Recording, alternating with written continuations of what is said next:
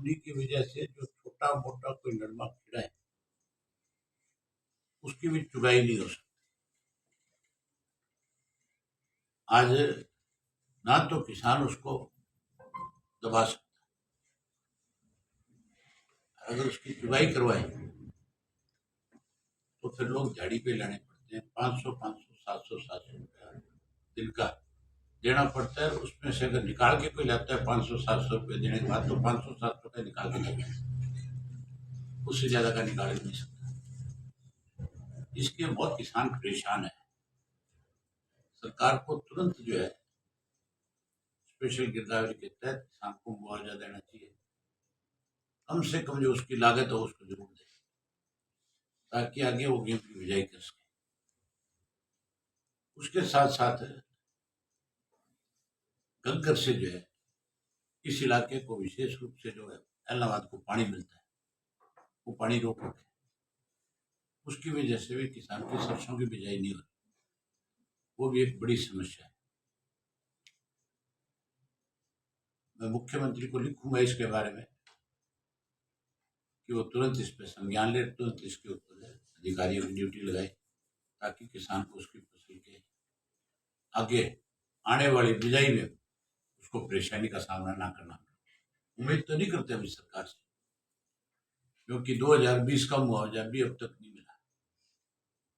उसके लिए भी हमने बहुत एफर्ट्स करे, तब जाकर के कुछ किसानों को मुआवजा दिया गया। प्रधानमंत्री फसल बीमा योजना के नाम पे जितना भी पैसा लोगों ने जमा कराया, वो तो सारा का सारा ही पैसा सरकार खा रही, और ये भी कह दिया कि अब इसमें आगे हम एक नया पैसा भी नहीं देंगे। किसान के साथ किस तरह से डोरी मार कर रखी है। अब डीएपी के लिए किसान जो है बहुत परेशान हो रहा है, कहीं डीएपी नहीं मिल रही, बीज नहीं मिल रहा सरसों का। आज ही उताना गांव है, वहां पे एक ट्रक आया खाद का, 750 बैग आए उसमें। 750 में से गांव में कहते हैं 250 बैग उतारेंगे तुम्हारे, बाकी अगले गांव में देंगे। मतलब लोगों को लड़ा रहे हैं खाद के लिए। कम से कम खाद किसी गांव में ले जाते हो तो उस एक गांव की भरपाई तो करो। अगर उसको तुम 200 बैग लेकर के बांट दोगे तो फिर लोग लड़ेंगे कि नहीं लड़ेंगे आपस में? फिर तो एक एक बैग के लिए लोगों को लाइन में लगना पड़ेगा, एक एक बैग के लिए लोग आपस में लड़ेंगे, तो लोगों को लड़ाने वाला काम कर रहे हैं। बजाय इसके ये करने के किसान को खाद जो है पूरी दे, और उसके साथ डीएपी के साथ जो 250 300 400 रुपए की और भी कुछ ये केमिकल वगैरह दे रहे हैं, वो बंद किया जाए। तो जिनको दे दिया उनको उनका पैसा दिया। सरकार बार बार कह रही है कि क्षतिपूर्ति पोर्टल पे अपलोड करे किसान, लेकिन अभी तक ना तो मुआवजे की रकम तय कर पाई है और कहाँ मुआवजा देना है ये तय कर पाई है। साथी भी है ना, सरकार जो कहती है उस बात को हमारे सामने बताते हुए सरकार कहती है पोर्टल पे जाओ। मैंने तुम्हारे सामने सारी चीजें बताई है, पोर्टल कहाँ है? झूठ है, पोर्टल तो खुलता भी नहीं। पोर्टल चलाना किसको आता है? गांव के अंदर इन्होंने सुविधा केंद्र बना दिए, ऐसे लोगों के हाथों में दे दिए जो पोर्टल पे चलाने के नाम पे भी किसान से पैसा लेते हैं। ये लूट का माध्यम है पोर्टल में। किसान को कैसे लूटा जाए, कैसे कमजोर किया जाए, सारा दिन सारे पोर्टल ही पोर्टल बनाएंगे, स्वयं का काम है सरकार का। इसीलिए लोग परेशान हैं। अरब लोग जो है इस सरकार को हर हालत में 2024 में चाहे लोकसभा है चाहे विधानसभा है, हरियाणा प्रदेश के अंदर भाजपा का सफाया करेंगे। किस मुहिम के तहत आपकी यात्रा चल रही है? आज तो मैं सिर्फ और सिर्फ हल्के के मेरे साथियों को निमंत्रण देने आया।